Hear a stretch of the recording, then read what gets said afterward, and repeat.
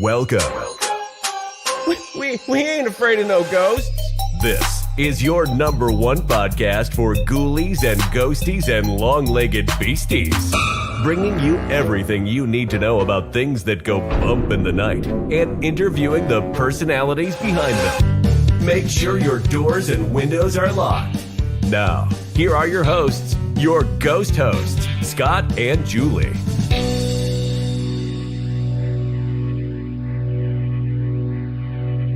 Hello and welcome to the Paranormal Project. We are here today with my guest, Daniel Klaes, owner of the Hinsdale House. We're going to talk, he's got a lot more stuff going on. We're going to talk to him in just a minute. And my co-host today is Reverend Christopher Brown. He was a medium. I don't know, I was going Dr. Brown, but I think I'm thinking of Back to the Future or something. One day, maybe. One day. Chris Brown from Maine is also a spiritual medium. So I'm glad to have you both here today with us. So Dan, you are owner of the Hinsdale House, and I know you've got a lot of stuff going on. So tell us a little bit about that venture, how that came about, and what you got planned with the house. I mean, basically that came up. I have a team here in Buffalo, and we were documentary filmmakers, and we were documenting our some of our investigations for YouTube. And that was one of the locations that my co-founder of the group secured. It wasn't a location that we had any information on. He had all the information, but he didn't present it to us till we got there. And it was getting to a place that had a failed structural exorcism and not knowing about it and finding out about it when you're sitting in the house was kind of freaky. But it was a type of location where I felt like the voices, the energies needed to have a voice. They had no voice, and the house was basically living from this story and this phenomena that happened there in the 1970s that involved the priest from St. Bonaventure and a family that moved in there, and there was poltergeist-like activity happening. They were capturing creatures, shadow people, spirits on the property. And it just got to the point where the priest couldn't help them and they had to leave. So just moving forward, the house is in foreclosure. I started getting a lot of interest in it because it was a place where you could go and get a lot of unexplained activity. So it was of very much interest to me. The stories, figuring that there had to be other families that were affected, not just this family from the 70s. And I kind of had a fruition when I was there. The last time I was going there, we were filming ourselves, and it was just the four of us there. And I had a K2 meter in my hand, and I had just started researching more about families that lived there, other than the Dandy family in the 70s. And nothing was happening. We were sitting in the kitchen. There was no electricity. All the ductwork was ripped out. It was just a shell ready to be torn down of a house. And I said, Flo, are you here? Now, this is an older couple that lived there in the 80s. And they lived there till they both died, Flo and Joe Misnick. And I got like jolting sensation, my arm, hair standing up on my skin. And the K2 meter went all the way up to 500 milligauss in my hand. And I just felt like I had a full-fledged conversation with a K2 meter, just asking questions with Flo Misnick. Now, I asked her to hold my hand as we went up the stairs, and the K2 meter stayed lit in my hand all the way up the stairs into the master bedroom. And, it was unlike any type of thing that's happened to me before in the past with using EMF detectors. And the next day, I posted a picture of the house on my Facebook page. And synchronicities really fell into place for me at that point, because then I got a message from a lady named Jackie Chandra. And she says, you were at my grandparents' old house, it looks like. I go, well, who are your grandparents? And she said, Flo and Joe Misnick. And wow. I said, wow, and I knew at that point, I was going to try to save it if I could. I mean, it was going to hit the wrecking ball, and I had to convince a bank that it was something that I wanted to have as is, with black mold and 500,000 honeybees and leaky roof and needing new siding and new landscape, all that stuff. Needed a lot of work, and it had to be a cash deal because the bank wouldn't allow for a mortgage on something like that. So everything fell into place, and I questioned myself up to the day of going to sign the paperwork, because it was a lot of money. And I stood in front of the house on my way going to Cuba, New York to to sign the paperwork, and I said, what the hell am I doing? Like, Yeah. it I just bet. makes work. But I think when you have your heart put into something and people can feel your energy, and so many people came out of the woodwork after I purchased it to help, and we even did like a day of caring where people just came with paintbrushes and scrapers and lawnmowers and materials, and we had like 63 people show up, just to help out for the day. And we got the house, we got the roof done before the winter, and that was my biggest fear because the roof could collapse. And then we just been plugging away a little bit by little bit, fixing it up and getting it back to a stable location. And it's been a work, and I've probably put more money into it than I've paid for it. Don't you think though that the synchronicities, I mean, it's like the universe sort of paves the way for it. You can't imagine getting to a certain place or doing a certain thing, and somehow all the arrows start pointing in that direction, and doors open and things happen and people come in to help you. It's amazing. It's like it's meant to be.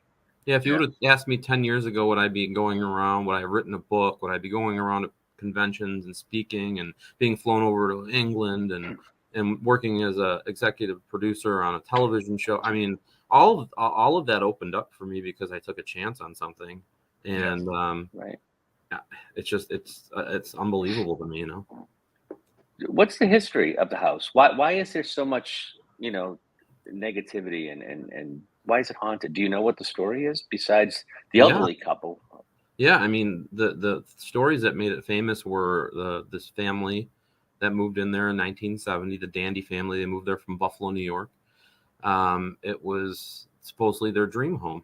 I've actually flown out to Oregon and met with the owner, Clara, and talked to her daughter, Mary. Her son and her other daughter, Laura, and Mike are both passed away. Mike was in a car accident, and Laura unfortunately committed suicide. But they moved in, and there were red flags right at the beginning after they signed their mortgage. And the first thing that they had when they got there were these bees that they wouldn't go away, which they were still there when I bought the house. It's if you don't get rid of them the right way, they're not going to go away,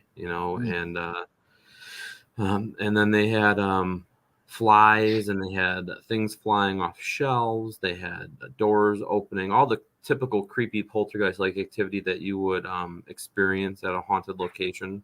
And this is all prior to the movie Exorcist coming out.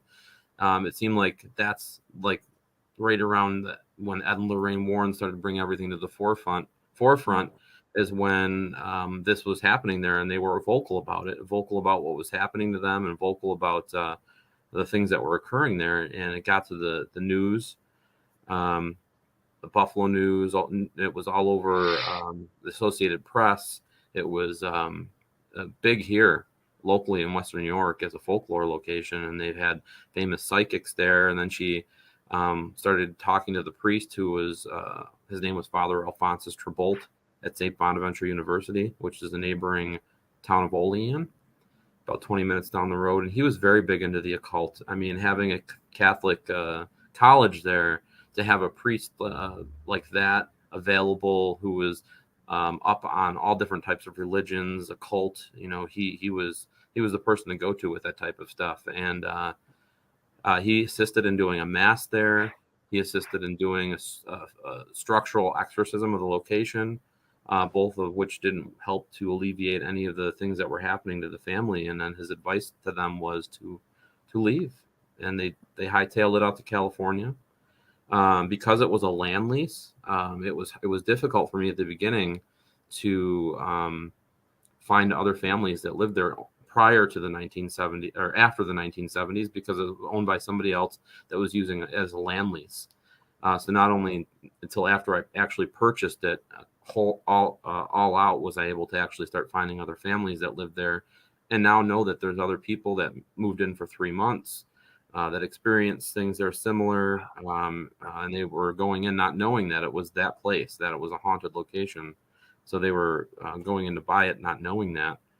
And I've got so many stories from families that lived there before and lived there after of things that have happened. Now, I know it's got a negative connotation to it. They felt like maybe it was demonic, but I don't think that that's the case.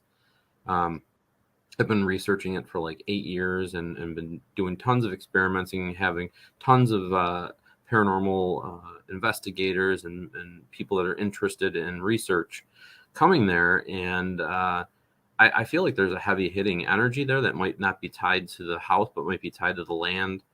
And that a lot of the interaction that we get is positive interaction there. And part of my goal was just to lighten it, is to pay homage to all the different layers that are on that land and the property dating back to the 1700s. And that required me to bring in a shaman. That required me to bring in different types of psychic mediums that could do healings there, and bring in Buddhist monks and bring in all different types of healers and lay people to help to do that. And that's what are kind of like my mission at this point.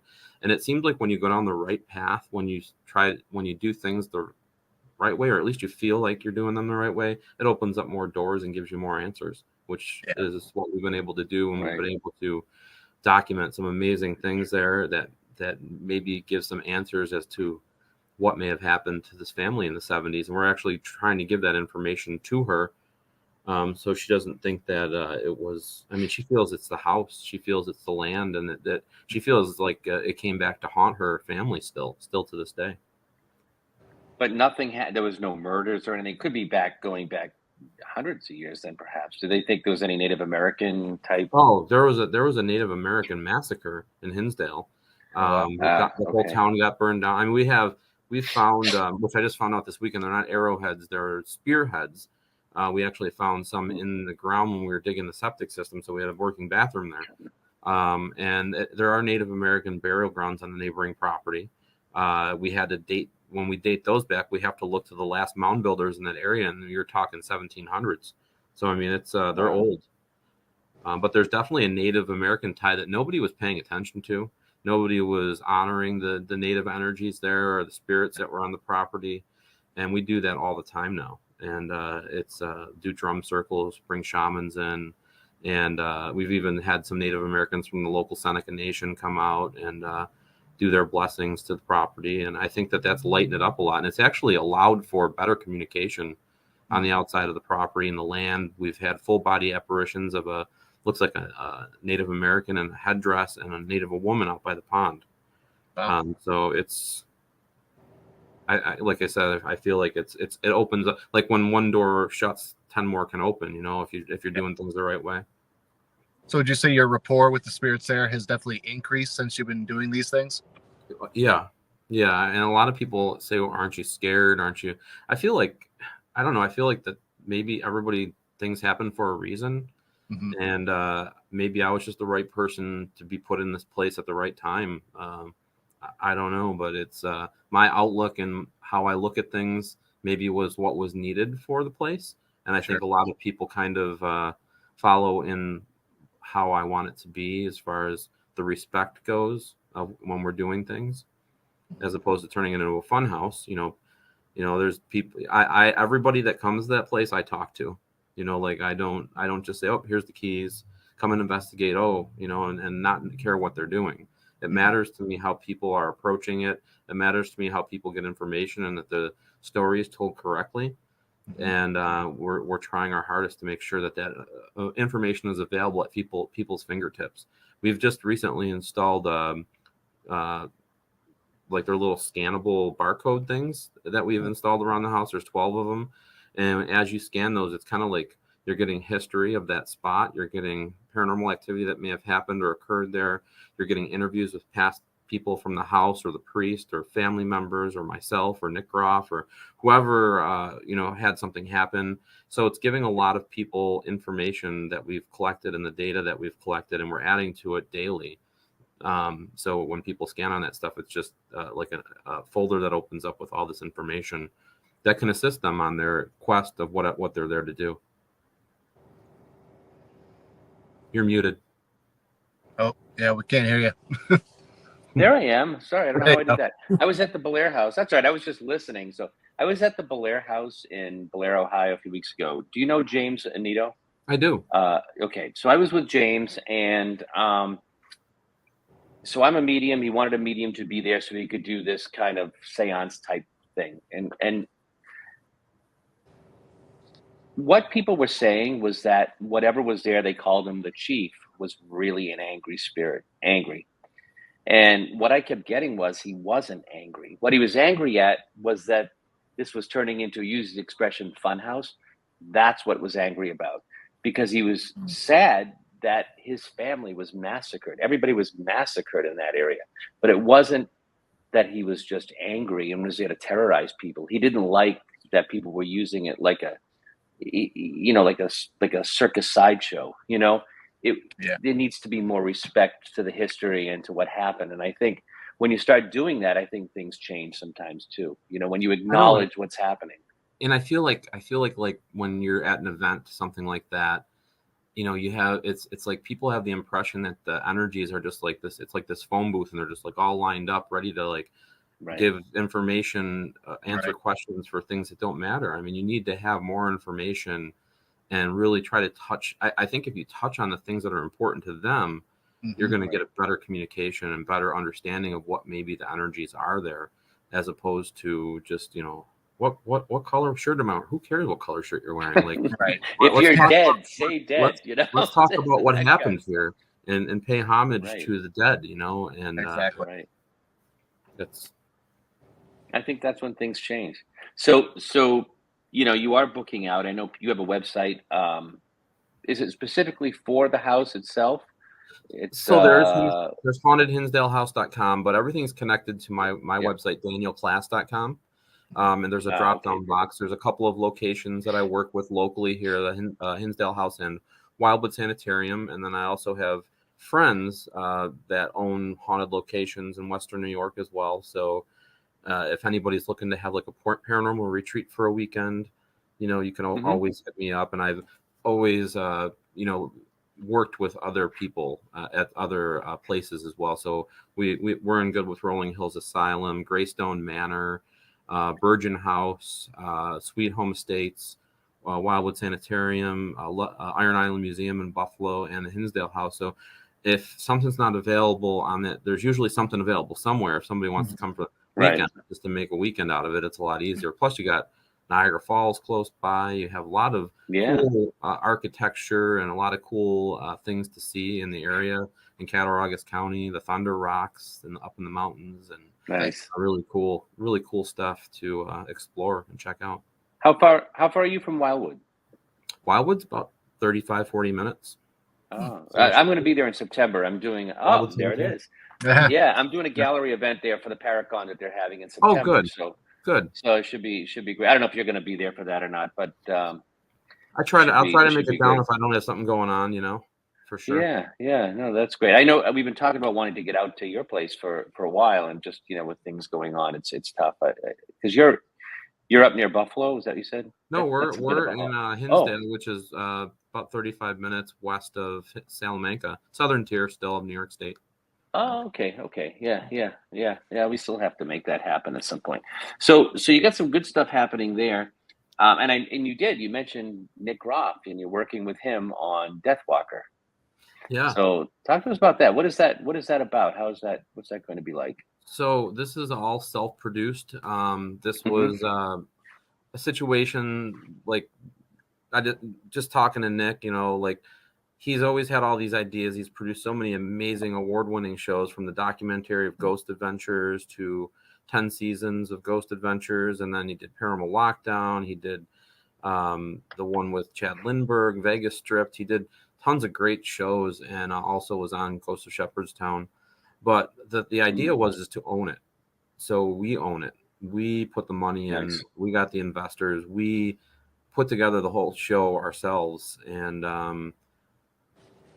he does all the editing. I help film all the reenactments. We have a small team of people that come through, and we've captured some of the best evidence. He's that we were just filming for the local news station here to promote the upcoming United States premiere on August 20th. And, he's talking that this is probably the best piece of evidence that he's ever captured in his life in Lockport, New York, and wow. It's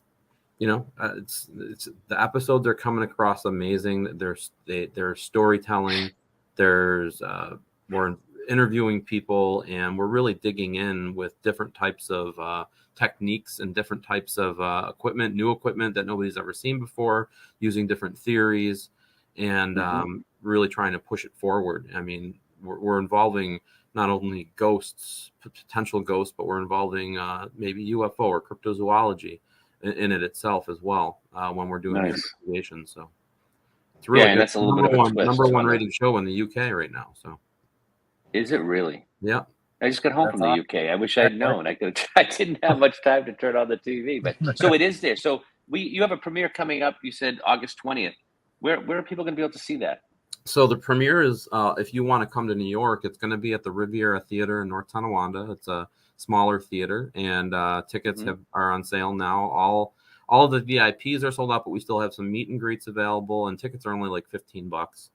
And you'll get to come there, and you'll get to see the premiere of my show that I did, the documentary at that theater itself, the Riviera Theater. And also episode of Death Walker, and there's going to be a Q&A, and then there's going to be a party. There's going to be a red carpet. It's going to be a fun experience for people to come out and check out. Ooh, nice. That's awesome. Man. And when it comes, I mean, is this going to be through Paraflex, or where are people going to be able to watch it normally? No, or is it it's not a movie? No, so it's going to be 40 episodes that are going to drop. And as far as like where it's going to be seen in the United States, he can't say yet because of the contract, but it will happen. Cool. That sounds hopefully, great. Hopefully we'll be able to announce it before August 20th. So you can let people know when they get hooked. Deal will be in, So that sounds great. Yeah, that's going to be fun. It's again like, but going back to the Hinsdale House, had I not taken that chance, had I not met Nick, because the Hinsdale House was a location he wanted to film Paranormal Lockdown at. Had I not met him, I mean, we're like best friends now. Like, and it's like, awesome. Where would I be today if I didn't buy that house? Like, what path would I have gone down? Like so many doors, so many things have opened up from buying that location to the point where I, now I'm doing this for a living. It's fun. It's amazing, nervous, but it's fun. Yeah. But you don't know where your life's going to take you, and it's that one little, if I hadn't done this and had done this instead, my whole life. Nick always says to just follow your passion, and then things will happen. And it's kind of what I did. Place. Just follow what makes me happy. Yeah, go with your gut. Yeah. Yep. That's great. So he moved out your way because he was near me. He lived down. I forget where you said in New Hampshire he was, but I remember he was out this way, and now he's out in New York. Does this show that you guys are doing, is it just United States, or are you traveling around? We travel around all of the United States to film, all over the place. It's not just based in Western New York. We did do some locations in Western New York, but it's not just based here. So we travel all around. We have a list of places we want to go to, and we're looking. We're already commissioned for season 4 for UK, so we're going to keep going with that, and awesome. We'll be able to start filming that, and hopefully in October, because we got to deliver. That's fantastic. Delivering season 3 by September 1st. So that's awesome. So it's a lot of work. I mean, you're doing all the editing right now. Yeah, it's not easy. It's not easy work. And then we go through, and what we do is it's kind of like storytelling. So when Nick's talking to like somebody that owns a location and they're telling the story of what happened there, we're filming the reenactments to just to paint that picture in people's minds. So we're going to back to the locations with actors and actresses and reenacting what happened to the people that were there, the stories that may have happened, and kind of putting that into the storytelling aspect at the beginning. So that's a day of shooting. Very cool. So an additional day of shooting for every episode. And are the reenactments filmed on location? For the most part, we try to film them at the location that we filmed at. If not, we do someplace that's similar that we can, fill it at. But try to fill it in. Now, I mean, obviously, he's got experience with this. He's been doing this for a little bit of a while. How was this for you coming in on this? Was this, must have been a complete. Yeah, it's a learning experience. I'm learning new things every day. Like, like for instance, he's such a patient dude. Like we went and we were one of the locations we filmed at was based in the 1800s, and he sent me a picture and he says, "What's wrong with this picture?" And I go, "I think it looks great." And he goes, did females in the 1800s have long manicured nails? I'm like, "Oh shit." It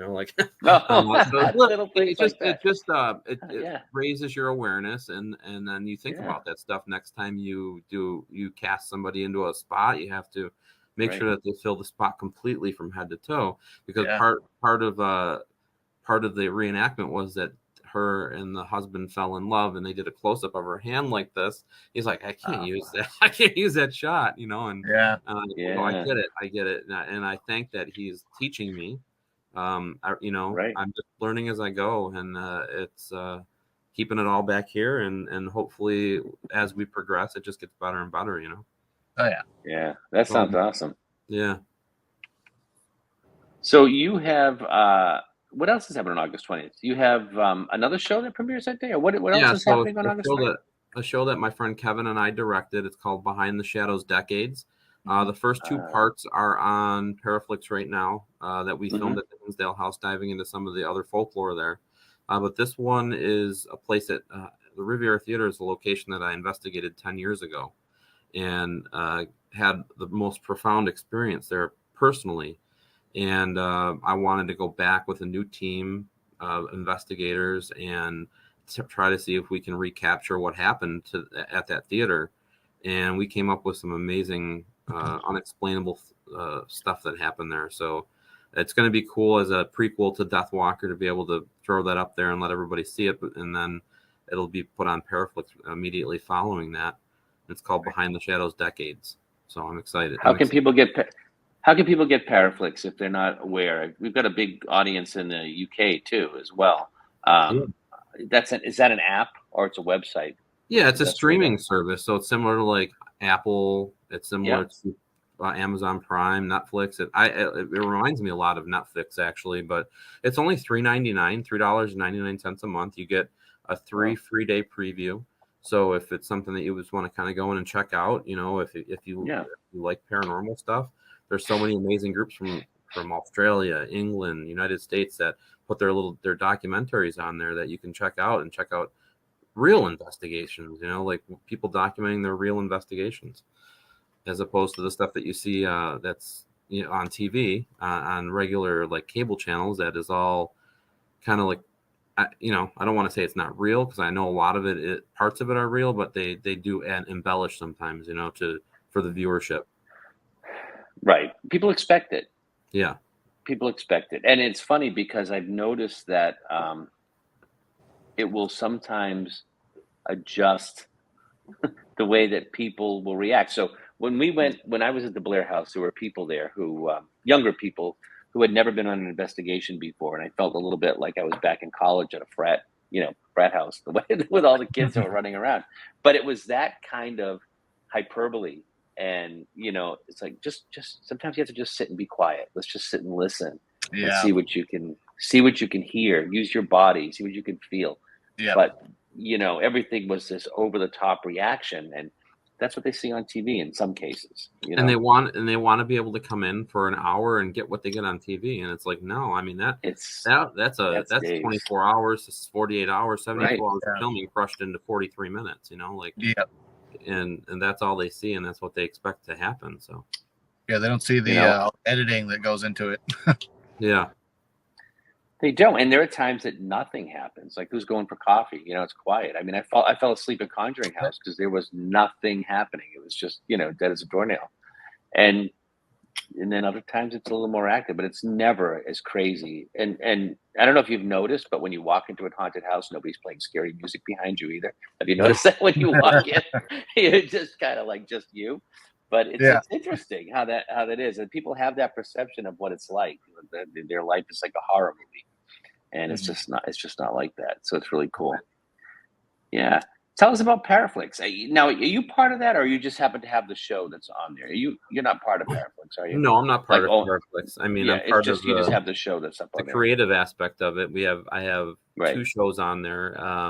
The Ghost Finders, which is the longest running independent paranormal show in the country. Rob's been filming that, and we're on season 11 right now. And it's just, we Nice. transferred everything over to Paraflix when that came about, just because of the what it stood for and what we did. So we signed a contract to bring everything over to Paraflix, and all new episodes will exclusively be there first before they get released to like Amazon Prime or Apple TV or anything like that. So, Wow, that's great. but yeah, it's Natalie's been amazing to work with. We actually brought her out to film a few months ago on one of our episodes, and she added to our investigation wholeheartedly. So she's amazing at what she does, and it's She's a been great. filmmaker. Is that her thing? She's a filmmaker. She owns it. She's one of the owners. Okay. Natalie Oh, Jones. right. All Yeah, right. she's Yeah. one of the owners, Yeah. and but she also she's a medium, and she added, she was able to help add to our investigation. So Very cool. Wow, that's great. yeah. So the show that you have, that's what is that about? Is that just investigations as well? Which one? Similar to the one on Paraflix, the one that you have 11 seasons. Oh, yeah. So and the reason I like this kind of facture of what we do is we bring in different things that you don't get to see on TV. So we have an eclectic witch, Megan Deputy, who will do her spiritual type stuff at the beginning to help open up the realm, or the veil, as she says, of the spirit world for us to investigate. So we're showing like different ways of investigating, not just the same old come in with your K2 meters and sit in a room. Like we're showing like different things that you can do, and there's a group of 5 of us all bring different things to the table. And sometimes it's working with one faction and not working with the other, and it's okay. Nothing's going to be the same at any location that you go to. And I love what we do, and I love bringing all the different types of things to the table, and the history. I mean, amazing research that we do. Steve does amazing research on the locations. We interview historians. We go into the towns that we go in, that we're filming it, and we feature stuff like that, and it's just fun. It's like all the stuff that I love doing. Like if we weren't filming, I would want to go check out sit at a diner and talk to the locals, and maybe interview them, or talk to somebody that's at the history museum that's 87 years old, that's been there living in that town for 50 years, that can tell you stories about the guy that actually we're trying to investigate. So I mean, people don't sit back and listen. Sometimes they just want to go in with their story and investigate, and it's like, I want to hear from everybody. And then we put that onto the episode in the film, and just show people that there's more to what we're doing than just going and investigating. So it's pretty cool. That's part of it. That's really cool. And again, you've been able to amass this crew. When you think about it, all these people that are working behind the scenes to help gather information and the film, and there's editing and all these other pieces. And you've been able to do that. I don't know where you have enough time to do all the things that you're doing. It's kind of a miraculous that we're here talking, I guess, today, with all the stuff you've got going on. That's cool. It's balancing it. Like I don't know, like my whole thing is like family first. Like my family comes first. Everything that I do is for my family. And then you just have to balance things out. You have to look at your schedule realistically and say, this is what I can do this month. This is what I can do. This is what I can put forward. What's going to put dinner on the table, and what's not going to put dinner on the table. You have to look at everything and work it out. Yeah, 100%. You have kids at home? Yes. Are they real little? Are they into this at all? I mean, do they get excited? The fact yeah. I mean, I have three teenagers. I have a 19, 17, and 16-year-old, and an 11-year-old. So, and they all support. Support. Even the wife. Even the wife. That's important. Do they share the same interest? Do they share the same? My oldest does. My 17-year-old is more about like making money right now. Like, how can I make money? What can I do? Yeah, sure. My daughter's into it. Both of my daughters are into it. Like, I think my youngest gets a kick out of it. Like, she goes to school and she sees people wearing like my shirts and stuff like that, and gets to say that's my dad. Like that's pretty cool. Yeah. He's like, I had this girl that was wearing a Hinsdale House shirt. I go, oh, and I have a lot of friends in our hometown, so they support me, and there's a lot of people locally that have been to the house and stuff and know all about it. So That's awesome. That's great. Yeah, I took my 9-year-old to the haunted to the USS Salem several weeks ago. So James was going to be there with his son, who's 5, and then there was another girl who's 9, and it went great for them, but not for him.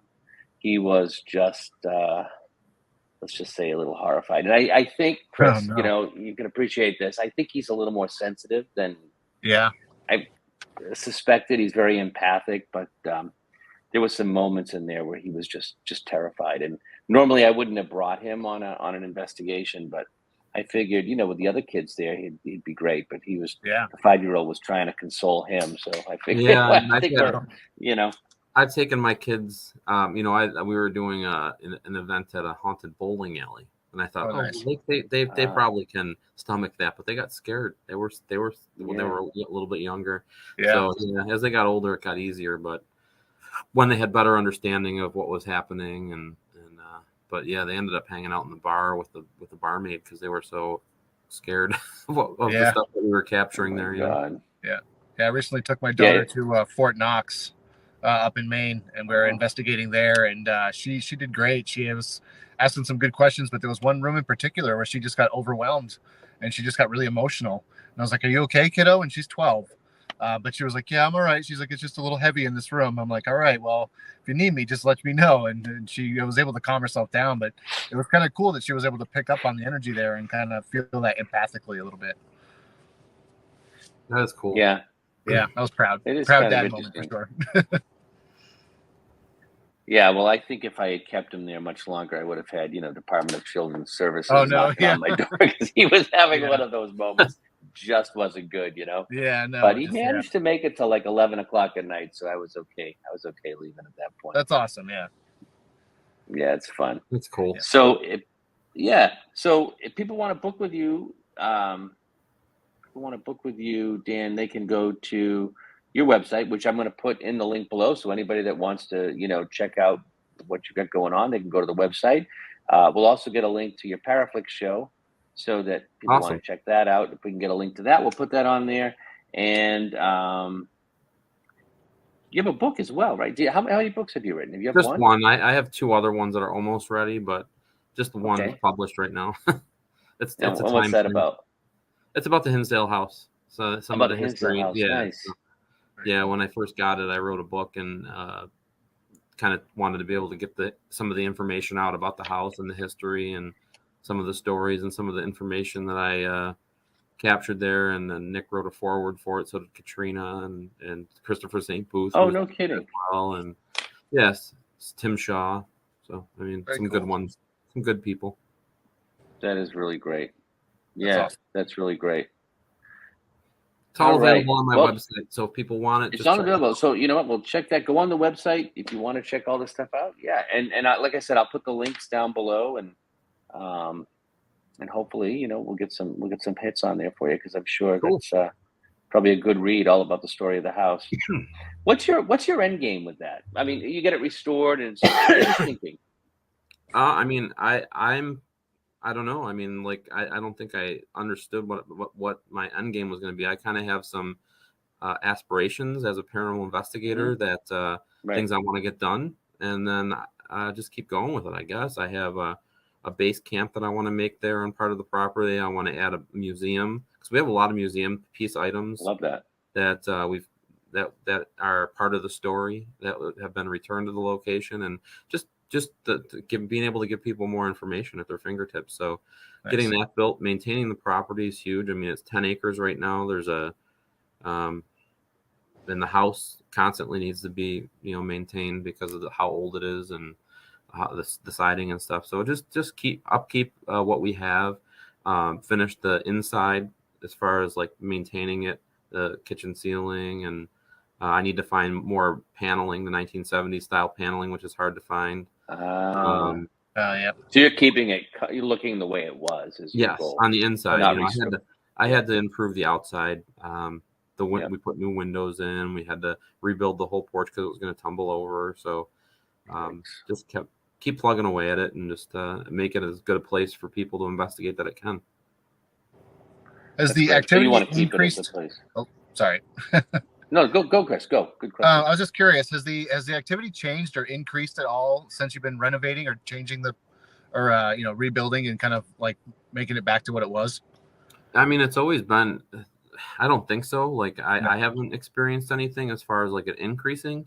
I think they appreciate the fact that we're saving it. That the energies that are there, and it's it's always been an active location. So I mean, it's so really no change. Not really, no. I mean, as far as opening up new doors, yeah. I mean, we've been able to find out some things that we didn't know when we got it that nobody knew about. So it's pretty cool. Yeah. Do you think it's intelligent? Yes. It's I mean, I've had live static cameras there that record all the time, and we've captured shadow figures, poltergeist activity on the cameras, and even amazing EVPs with the recorders on them, and nothing that I've ever been able to pinpoint happens at the same time over and over again. So I feel like it's definitely intelligent.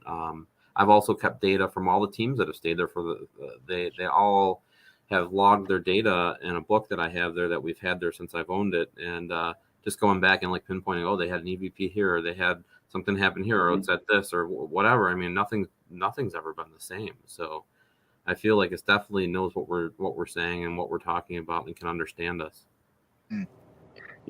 Chris, you asked me a question before we started recording earlier today. I'd like you to ask Daniel that question about what happens when you tear a house down. I was curious. I just want to hear your thought. Yeah. So when you have a location where there's a lot of activity, and then it's torn down, what happens to the energy of the spirits of the house? Does it stay on the land?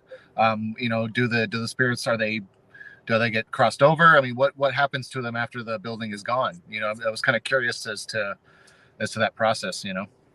I mean, I guess there's a lot of different theories of what could potentially happen to them. I mean, if you're in the business of crossing spirits over, I mean, I don't think they cross over unless they want to cross over personally. I mean, it's sure. And all the things that I've done, but I mean, the energy is still going to be there. I mean, it's not going to go away, and you could build a new house on top of there, and that energy could be there. It's possible that they could attach themselves to an object that was in the house and maybe left the house before it was torn down, and then that energy goes on to the next owner, and then so I feel like I really love the theory, like with Jeff Fent. I don't know if you guys are familiar with him. He's a woodworker, and he helps out a lot with like Madison Seminary, but he takes like wood from different like haunted locations and builds spirit boxes from them. And thinking that once you open up that spirit box, that the energy from that location can maybe come through, so he has them all named, and he's made some amazing ones from Hinsdale. So I think the energy could possibly like attach to some of the items there. The energy could stay. I mean, we just don't know, it's definitely not going to go anywhere. I mean, the energy's, if we look at science, it's still going to be there. So somewhere we just don't know where it's going to go. I mean, I would like to think that when I die, I'm not just going to sit there and hang out by my grave 24/7. Right. Yeah. Here I am. I'm just hanging out. So hopefully there's a way to move around, like some type of portal or something. Send me through. Right, some way to move around. Well, we know too that I had built a new home, a new location on this piece of land where there had been this old home many years before, and it was haunted. I mean, the new location was haunted. It was I don't think it was intelligent. I think it was residuals before I did any of this stuff, but you could hear it coming up and down the stairs and walking across upstairs. But if it's intelligent, I guess this is all sort of philosophical. Does it know it's no longer in the house? You know what I mean? Or does it see the environment that it used to be in, whether the house is there or not? No one can ever know for sure, right?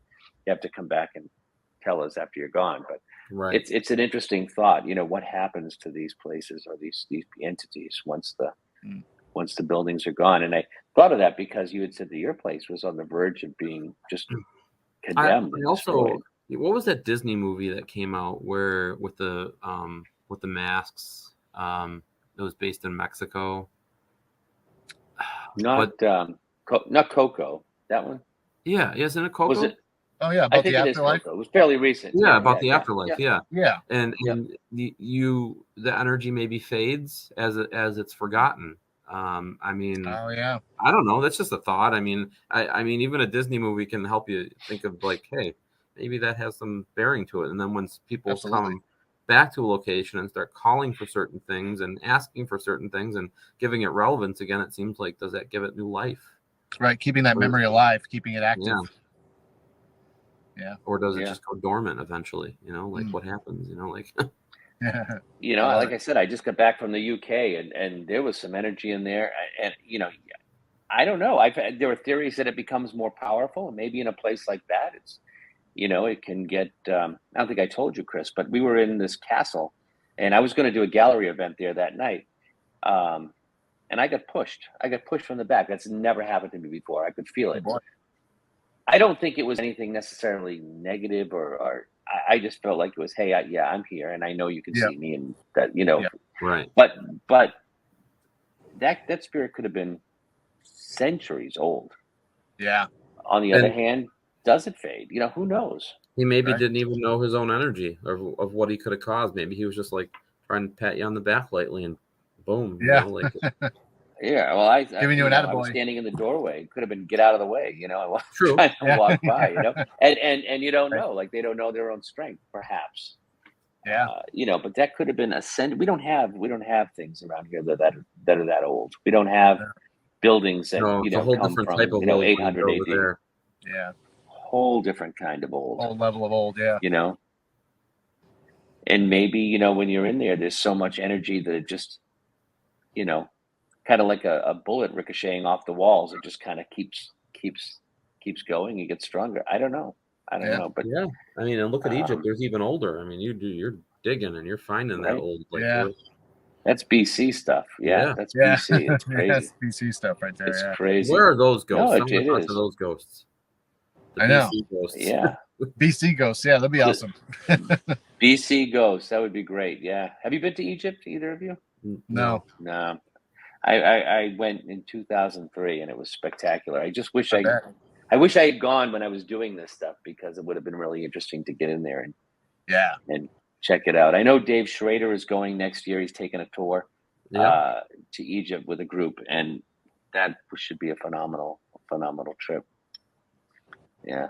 Yeah. So that would be fun for him. Yeah, I think it would be. Daniel, thanks for joining us. I really appreciate you being here with us today. You have been listening to The Paranormal Project with Scott Allen and Julie Finn. Be sure to subscribe so you don't miss the next episode. While you're there, leave us a rating and review so others can find out about the show. Stay haunted and go out there and explore the paranormal.